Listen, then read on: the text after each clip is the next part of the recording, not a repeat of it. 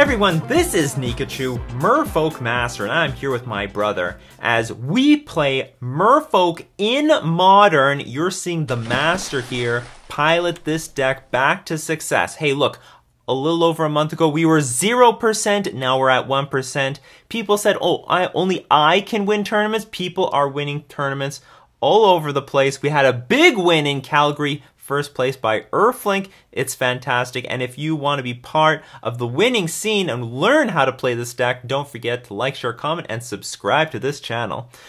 Before we get into our deck tech, we're going to thank our sponsor, themanabase.com, and there is a giveaway, a beautiful giveaway, a box of Guilds of Ravnica and an ultimate box topper. You do not want to miss it, so go check it out. Jason Peturica's article about it on themanabase.com, your home base for everything Magic the Gathering. And I have new patrons supporting me on Patreon. So many new patrons. Oh man, now that Merfolk has hit the scene, tons of people are now coming to this channel. They want to know the ways of Merfolk. So I would like to so much thank for your support. Starting with Diogo Fontes Estevens, Ben Morley, Hafiz Rahman, Gwasand, Thiji, Eddie Summercorn, Drew Wallenstein,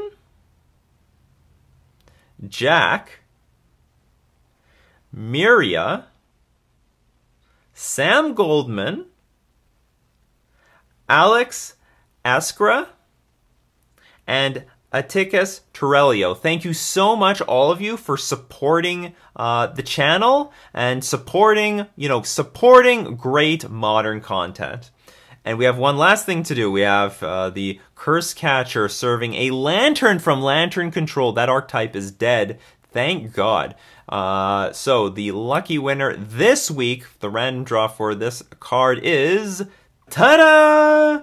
I don't know yet because I haven't drawn the name, but congratulations! You have just won a Curse Catcher serving a Lantern from Lantern Control. But don't worry, the giveaways keep coming. We don't have an altar this week, but we've got full art foil Silvergill Adept. It's beautiful. If you want to be eligible for this foil card, don't forget to check out how to do that in the description below.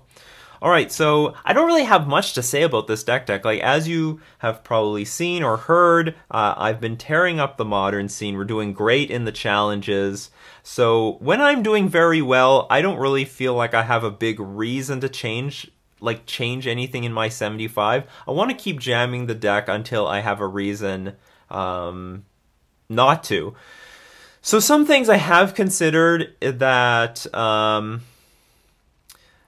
like I was talking about last week, like where are the control decks? Where do they go? Where's Jeskai control? Where's Blue-White control? Because if they're not here, then what's the point of playing Tectonic Edge? But you know what? There was a separate PTQ alongside the Modern Challenge last week, and in that Modern PTQ there were a lot of control decks, or there were enough control decks that I'm like, okay, control is still a thing, so we're gonna stick to the Tectonic Edges. I don't want to change them. No problem. No need to change anything there. But really, I'm just gonna keep playing this until I hit some resistance. There's no point. Like, why screw around with a good thing, you know? So like this deck, I'm still very confident with it. I still have those changes in mind with, like, you know, should these things be Gemstone Caverns? Should I swap the peaks for Spell Pierce? But it doesn't look like I need to. And hopefully this is what I'm probably going to play at Grand Prix Portland. I'm going to be there at Grand Prix Portland. The flight has been booked. The hotel hasn't been booked. I don't even know where I'm staying yet. If anyone wants to share a hotel with Nikachu, you let me know in the comment section or Twitter or Facebook. I'm totally open to that. No snores. No snore. That's the only important thing. So yeah, this is what we're running this week. Alright, so let's go try it again in the Modern Challenge. So we won the die roll, and we have a playable hand, so we're gonna keep this. We're up against Gainsay. I don't remember which pro this is, but this is a pro, so we're not up against some sort of bum or pony. Hey, Mulligan. Do it again. Yeah. It's just how I'm running with Merfolk these days. Keep playable starting hands. I know that Gainsay is like a bluish mage. Like they like control if they can. So maybe these Merfolk trickster. Like I'm trying to gather what little I can remember about this person. I just don't remember what kind of bluish player this is. Oh, is that how it's gonna be? So I guess we're just gonna play the Master of the Pearl Trident. Attack. This looks like some rock deck. Easy. I'm playing the Master of the... Ooh. Oh! Oh, excellent. So this is the Druid combo deck. Oh, our hand is amazing. Because we got a nice fast clock. We've got Mist Caller. I can Phantasmal Image copy the Mist Caller. Give us extra copies of this card. He plays from the graveyard?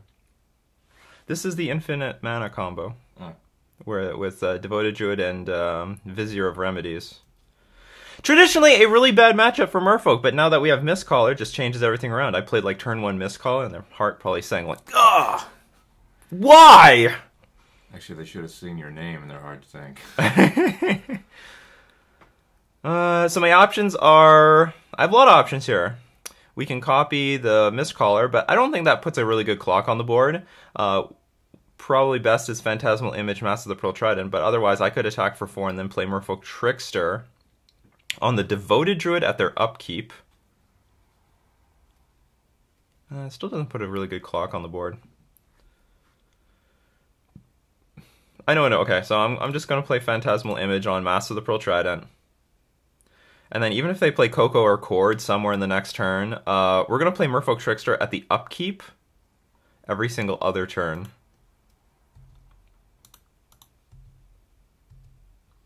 Of course you're not going to block. Of course. What's a blue mage playing? An Abzan deck.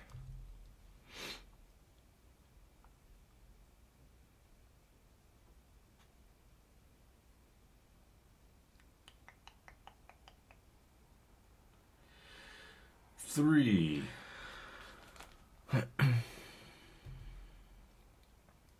Please sort of tap out and do something. Something stupid.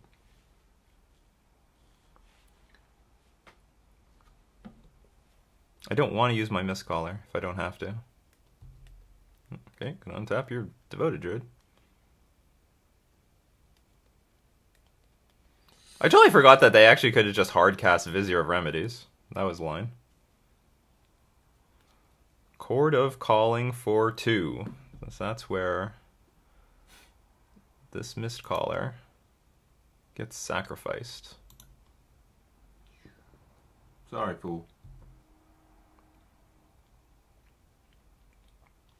They opt not to put anything in the graveyard. Not going to cast this thing. We're just going to attack for 6. And then at upkeep, we're going to Merfolk Trickster their Druid. Druid. Easy first game. And they can play Collected Company in response. But they're going to have to be lucky to hit everything that they need to hit. And they still don't have exactly anything. They have to, if they have infinite mana at their upkeep, they have to make use of it at their upkeep. Oh, Here's Collected Company. you called it. Yeah. So if they have infinite mana at their upkeep, they have to make use of it at their upkeep. Ooh, this is a bit complicated now. They go to 7 life. They can sacrifice the Kitchen Finks and gain another 2 life. Well, this is getting critical. But I do have another Merfolk Trickster. Land?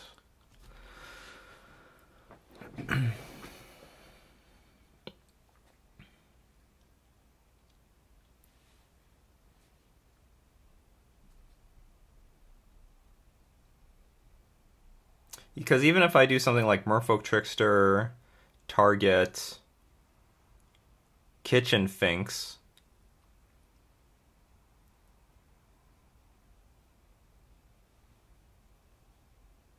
Oh, actually, if I do play Merfolk Trickster target Kitchen Finks, it won't come back. I forgot about that. It's going to lose all abilities until end of turn, so it won't even have the persist trigger. So Gainsay is going to have to sacrifice Kitchen Finks in response. Gain 2 life, go to 9, but then there's not lethal on the board. They can just chump block.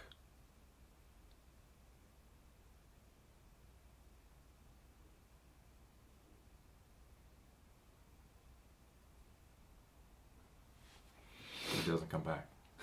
Hmm? But it doesn't come back. So. Does not come back. If he doesn't have another Coco in hand, then what? Well, I think I'm going to attack with the Merfolk Trickster. They're probably going to block with Kitchen Finks, sacrifice it. I can't respond to that, unfortunately. Well, they've got Gavany Township up now. If they really, really, really wanted to.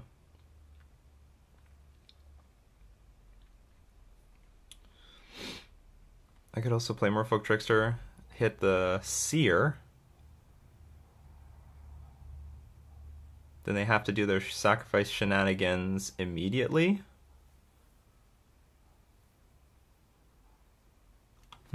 What options do I have here? Because if I Trickster the Seer, then they can't sacrifice anymore, and I can attack all out. Kitchen Finks has to block the Merfolk Trickster because they would otherwise they would just take lethal before the Kitchen Finks would gain 2 life. This started as a great looking hand.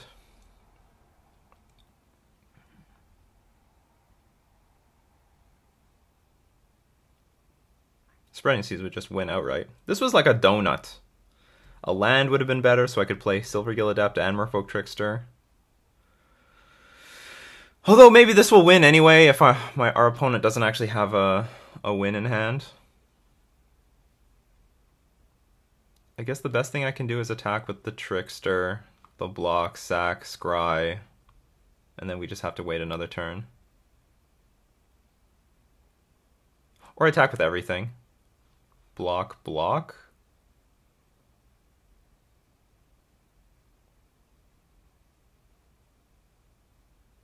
Yeah, what if I attack with everything?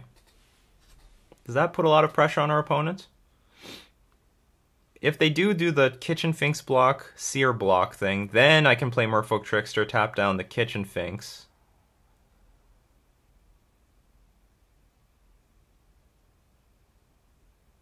Kitchen Finks will not come back. Still dead to some sort of infinite mana, though.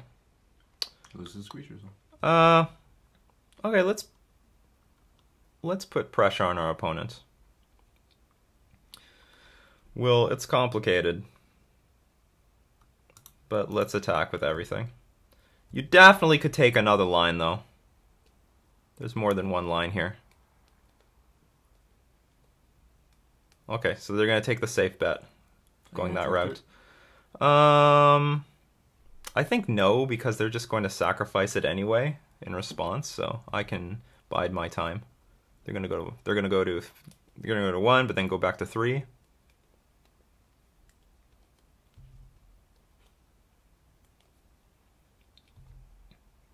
If you Trickster though, wouldn't it come back, right? Yes, but they could sacrifice it in response to the Trickster targeting it. So I'm going to hold up Merfolk Trickster just in case they like hard cast Vizier of Remedies. I can flash in Trickster, target the Devoted Druid.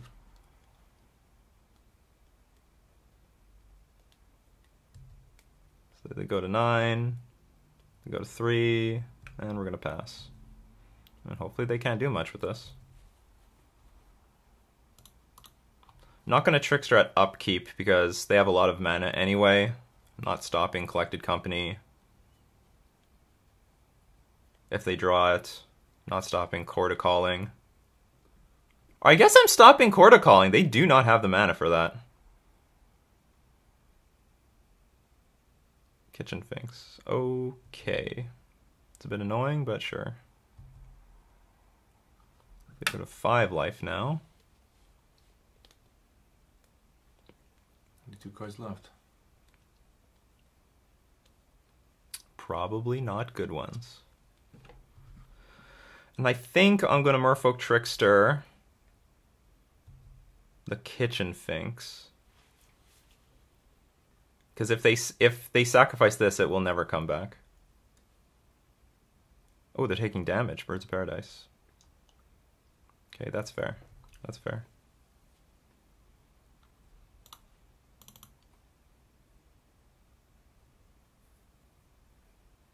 Yeah, if I target this, they can just sacrifice it, gain life.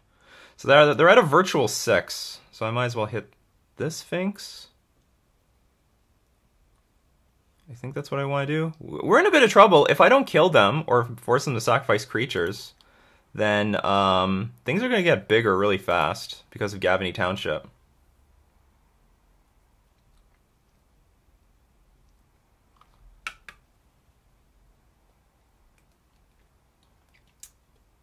What's going to happen here? Okay, so they have Court of Calling in hand. It's official. But what can you do with it? Even if you have infinite mana. Court of Calling for 2.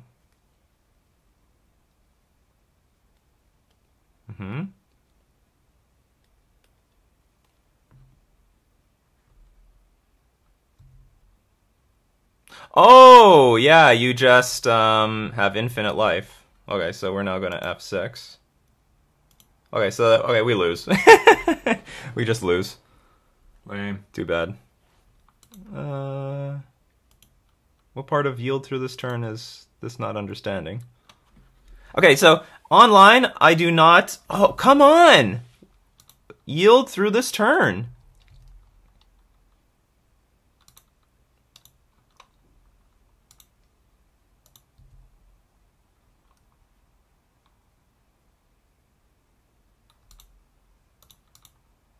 Always yield. Always yield. So is this like painful for both of us now?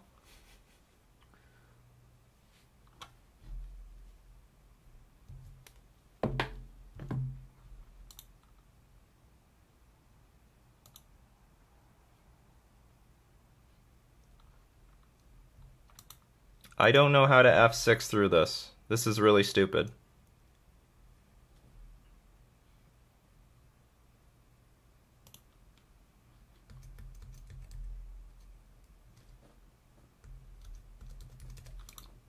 Maybe your keyboard shortcuts are screwed up? Well, even then, like, it feels like this thing is screwed up.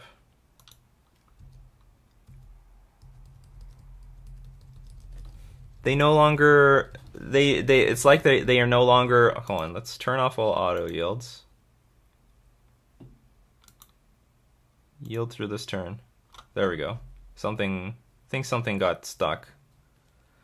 The fact that I had some sort of yield until end of turn thing made it so. So, what we're doing is we're going to burn our opponent's clock. Let him play his deck. Yeah, we're going to let them play their deck.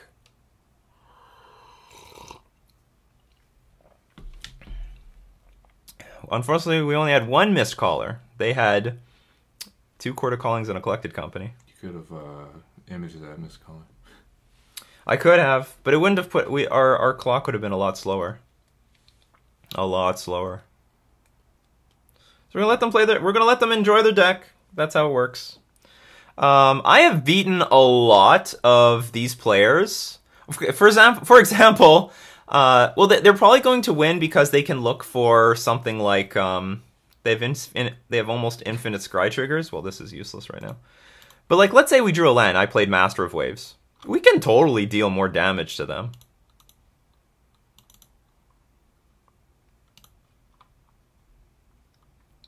Reveal Mistcaller, because that's what we have.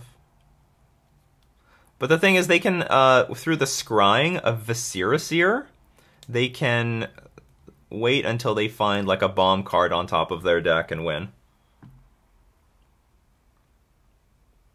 Like Walking Ballista, for example.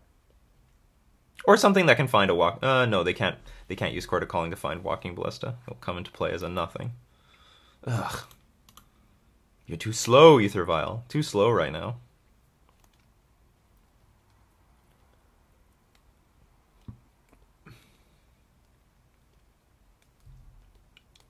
Oh, this interacts with them, I guess.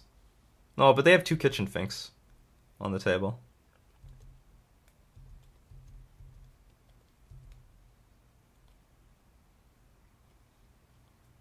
So if you want to scry, do it now.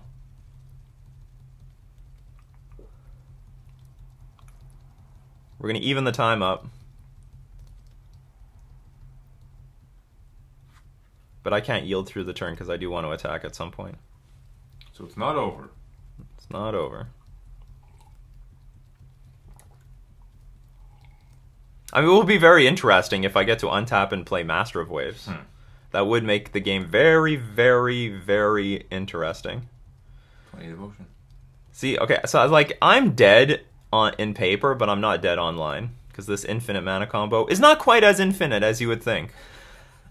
Like, look how much power we have in play. We have like 20 power in play, so it is possible, even when my opponent gains like a ton of life, that I just overwhelm them. I've definitely beaten these Coco decks when they're at like 100 life because I just smack them for 80.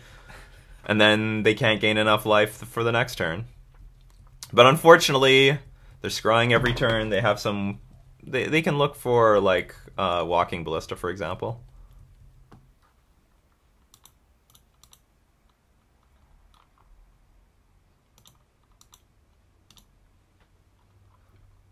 To always yield. So this end... Good. Yeah, do it. Good.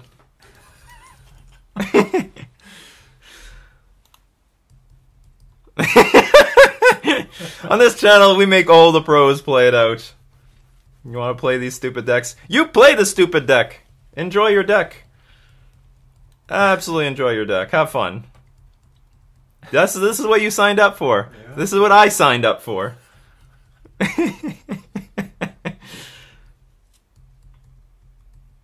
So how does he pump up the Ballista with this method? Okay, well, he's got infinite mana on the board. Devoted Druid, you have to remove a -1/-1 counter to untap it. But Vizier of Remedy says that nothing can get -1/-1 counters, so he has infinite mana. You can just untap it for nothing. So he just has infinite mana, finds a walking... So he's scrying every single time he sacrifices something with Viscera. And he's just looking for his Walking Ballista. He's going to put the Walking Ballista on top of the deck. He's going to cast, and then make infinite mana, cast the Walking Ballista for 1 billion. Oh, okay. But we're going to make him go through all of it. We're going to go through all of it. Look, we're catching up on time. This is going to be important. I have clocked these Coco players many times. Many times. I'm not afraid. If he doesn't like it, he can make them change the rules. Well, they can't. It's hard to change the rules digitally. It's really hard. Look at this. I'm just going to get a Ballista and kill you. Good. Enjoy. Enjoy your Ballista. It's that easy. Show me it. You're gonna wear out that key on your keyboard. Oh, yeah.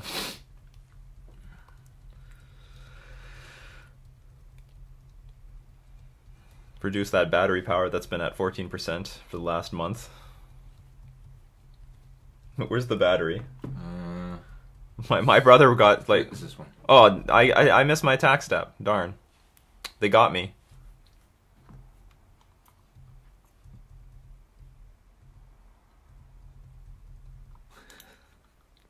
I guess I can just yield to this turn. I guess he got it. Oh, yeah. Taking it up. There's no doubt about that. Maybe he'll misclick and screw something up. Yeah, Ballista for 0. Then the Ballista's in the graveyard. Then they have to like scry for a Eternal Witness to get the Ballista back from the graveyard back to their hand.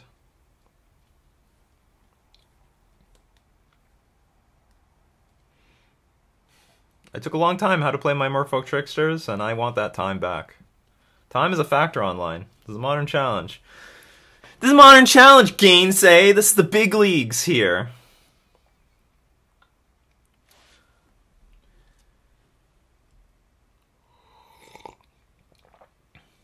I think you got enough now to jump. I also think there's something should be said for like I wouldn't do this on paper because you share the time, so you and they're allowed to loop. They're just allowed to say make infinite mana with Devoted Druid, but so I wouldn't do this on paper. Just to be clear, I do this online because time is a factor. I also think exhausting my opponent is a factor. We've got to punish people from wanting to mechanically play these sort of decks. I think that's why KCI is not as prevalent as it probably could be online, just because I've made my opponent lose on time quite a few times. Or I should say, I have won on time, and there have been matches where it was really close. It was really close on time. Because mechanically, the deck's not for everyone. See, we caught up on time. Excellent. This is everything I wanted it to be. So if it takes my opponent something like 7 minutes to combo off, all we need to do is get to the point where they only have 6 minutes left on their clock, and we win, basically. There's Walking Ballista for 21, just in case. You know, for style points, he should activate Gavany Township twice.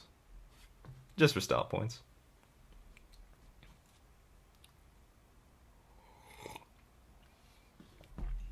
Actually, for style points. Turn off auto yields. I'm going to sacrifice the Scholar. Then we're going to go back to yield through the turn. Whoops. 9. See, they have less time than me. 8. 7. And if they have a slow internet connection, they're in trouble. I must say this is a little bit slower than usual. We might win an emotional battle here. They didn't even say good luck. They didn't say hi, good luck. Alright, Gainsay wins. Okay, cards that we want. Do we want Surgical Extraction? I have no idea. I want to say no, but maybe. So Gutshot I do know that we want. Hit those Mana Dorks. Tectonic Edge we don't want. Master of Waves we don't want. What did I say in my sideboard guide? Spell Pierce is not great, but is possible. What say my sideboard? Can you deprive Court of Calling? Oh yeah, but it's clunky. That's the problem. I think on the play it's probably maybe I had a play draw dependent sideboard guide. Where's maybe it's far down.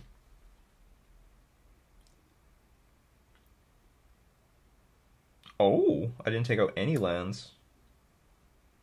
Oh, on the draw I do. Okay, so on the play, yeah, I do have play draw dependent. I take out all the Master of Waves, totally reasonable, and bring in 2 Deprives.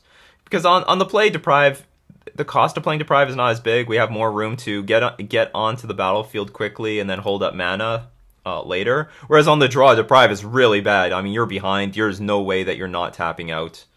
And then Deprive just becomes useless. So on the draw, we're going to be taking out 2 Deprives.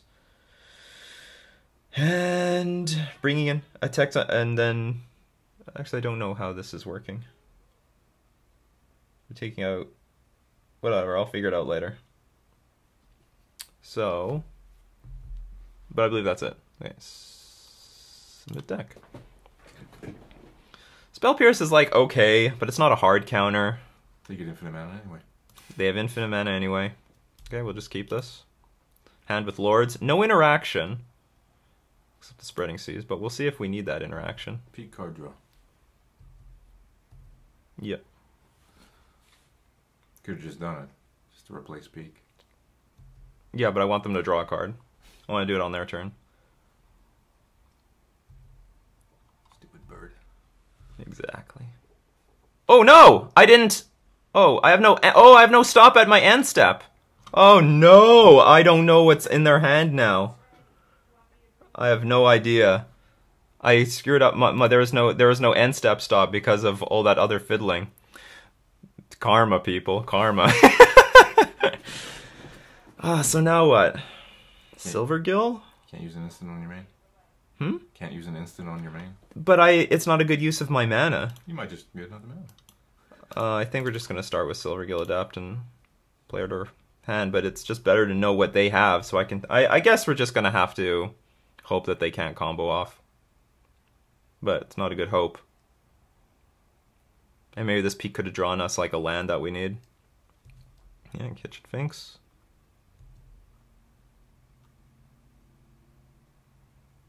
Merfolk Trickster, so I could attack, and then if they block, Merfolk Trickster it. It's reasonable. Keeps combo pieces off the board. What if you spreading seas that other land? Horizon Canopy? Yeah. I need to put pressure on the board. So I'll attack. Kitchen Finks won't come back. And it keeps Devotion, or not Devotion, but it prevents that, like, each creature on the battlefield is worth mana as well for casting Court of Calling. Tireless Tracker. Land. So this could be a problem.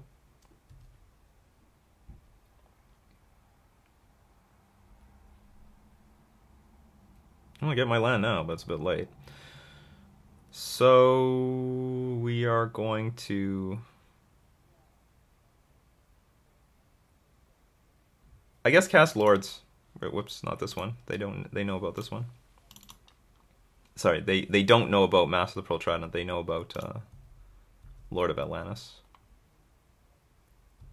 Oh, defensive. Very defensive. So we will pass. And I'm going to peek this turn.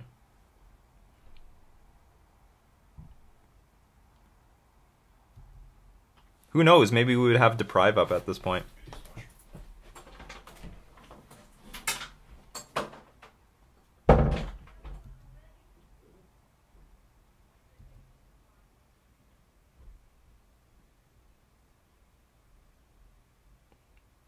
Well, this could be a problem, so I need to find an answer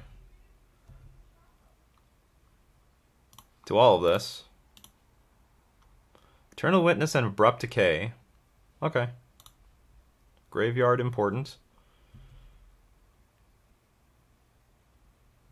Abrupt Decay is probably going to hit this thing, so they can Abrupt Decay, Eternal Witness, get it back.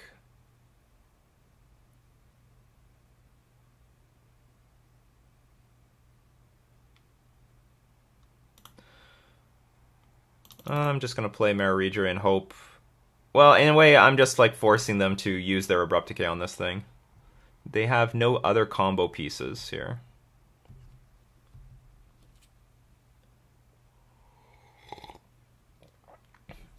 Kitchen Finks can attack for forever.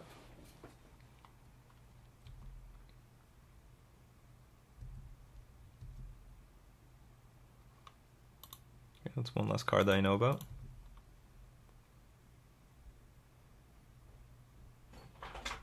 That is interesting. They attack with the Birds of Paradise. Weakness or strength? I guess it doesn't matter. Anyway, I'm not going to block. I'm behind. Just need a land. Well, land would help. So they're on the beatdown plan now. I guess they're going to sack a clue. They can Eternal Witness, get this thing back. Let us start.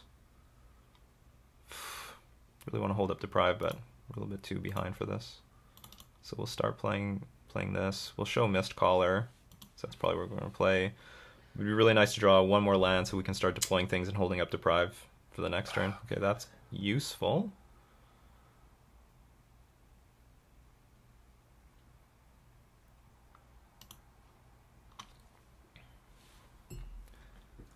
Because we're leading on damage, quite frankly. They have Eternal Witness and a random card in hand. Oh, maybe it's Path to Exile. Why attack with your Birds of Paradise? Maybe they screwed up. Eternal Witness. Get back Abrupt Decay. Get back anything, really.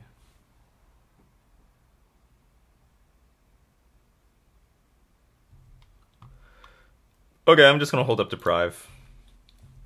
Their clock is not very good.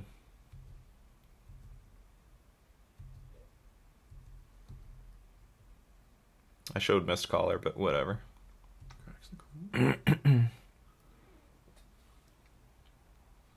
We've got a handful of cards. But are they good ones?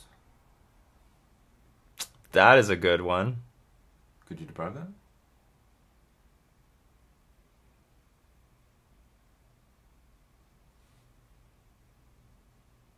They have infinite mana, but they can't do anything with it. I could deprive this.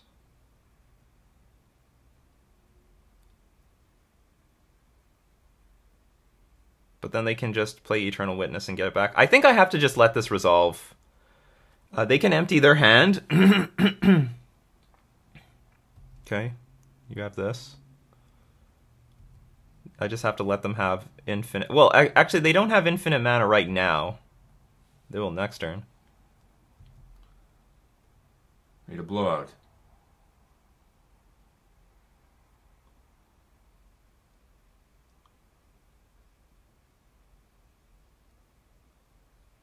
I guess the problem is that if they find one combo piece, just one combo piece, they can just play Eternal Witness.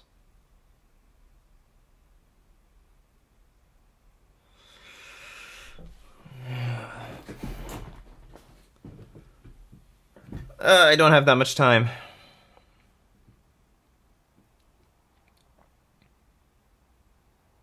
What can an Eternal Witness do right now? I can grab Abrupt Decay, can grab Tireless Tracker. None of these things actually do anything. So if I play Master of the Pearl Trident, followed up by Phantasmal Image, make a big army. Probably keep Deprive mana up, just in case. But whatever I counter now, they can just play Eternal Witness and get it back. That's the problem. They're gonna have infinite mana on their next turn, so that doesn't matter anymore. What could matter though?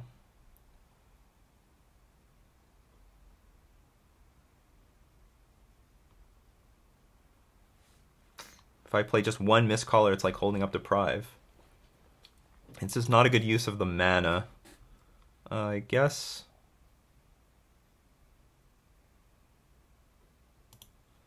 I guess we gotta pray in some way here. We just hope that our opponent cannot do anything with their infinite mana.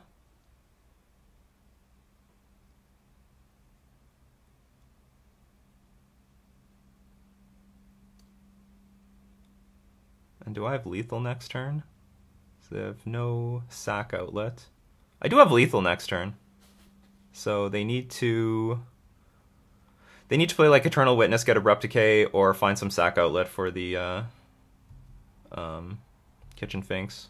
Kitchen Finks can block for forever at the moment, so there's no point in attacking.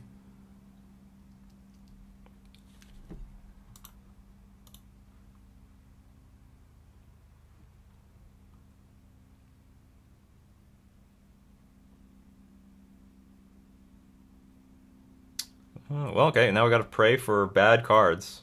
Donuts! That's a donut. That's a donut! That is donuts! Those are donuts. Okay, but they get a second one. They have an Eternal Witness, and that was the problem with holding up Deprive, because if you deprive the Collected Company, they're just going to get it back, so you just have to hope that they can't do anything. So we were hoping for no sack outlet. It's hard for them to whiff twice. I mean, they didn't technically whiff. They found cards, but it's just there wasn't anything useful. So hopefully they find a ton of ballistas. We want no sack outlet and no Duskwatch Recruiter. Well, there's a sack outlet. So now they can scry for forever. So now the game gets interesting. Because now they have infinite mana again. One card in hand. But no clear victory. And I have Deprive for... let's say they scry Walking Ballista to the top again. I have Deprive for that now.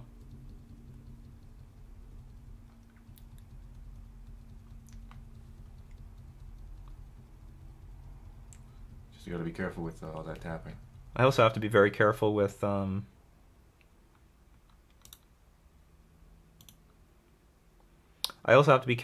attack. Like, they could kill me. How much power do they have? 1, 2, 3, 4, 5, 6, 7, 8, 9, 10, 11, 12. I'm at 15. So if they even find Gavney Township, that could be for the victory.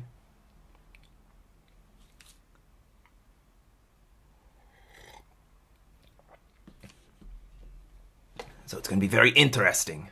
Oh, they have Horizon Canopy on the board, so they can just draw whatever they put on the top. Okay, we lose. We just lose the game. Yeah, that's too bad. I would say our hands were, well, our hands were good, but I screwed up with the peak. Well, I screwed up with the end step thing. Game one was interesting. I thought we were going to win that.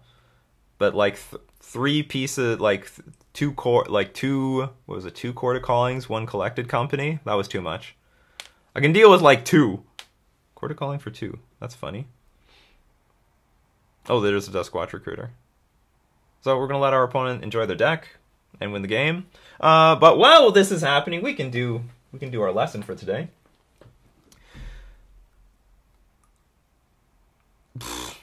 Want to say something about stupid two card infinite mana combos.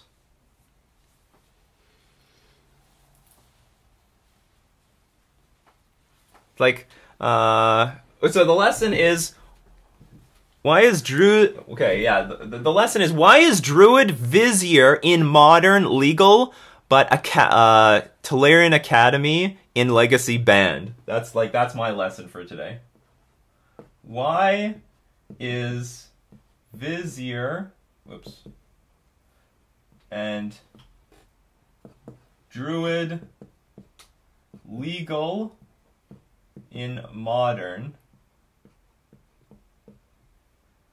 but Tolarian Academy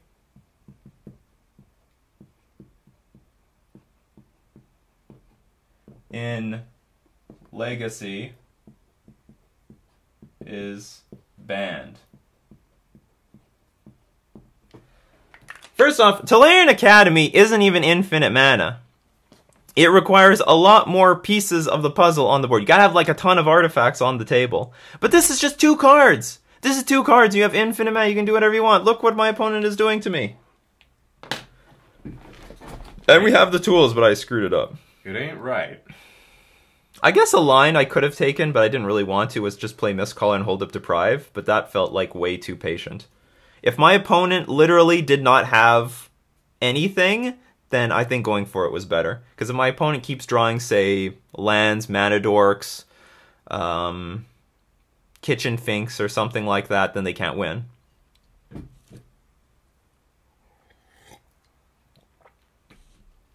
And we put ourselves in a position to win next turn.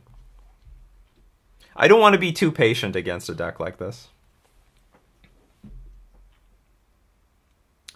So yeah, well, I must say I'm way more comfortable against Counter's Company today than I ever have in the past. But I definitely screwed this game up because I didn't play the peak on turn 1. I don't know how much it would change if I saw that they had a hand of like Tireless Tracker and stuff, and Abrupt Decay. I might have started the game. What, I don't know what I started. I started the game with Silvergill Adept. Or maybe if I saw that they didn't have combo pieces in hand, maybe I wouldn't have attacked into Kitchen Finks. That's possible. I don't know. I don't know if anything would have changed.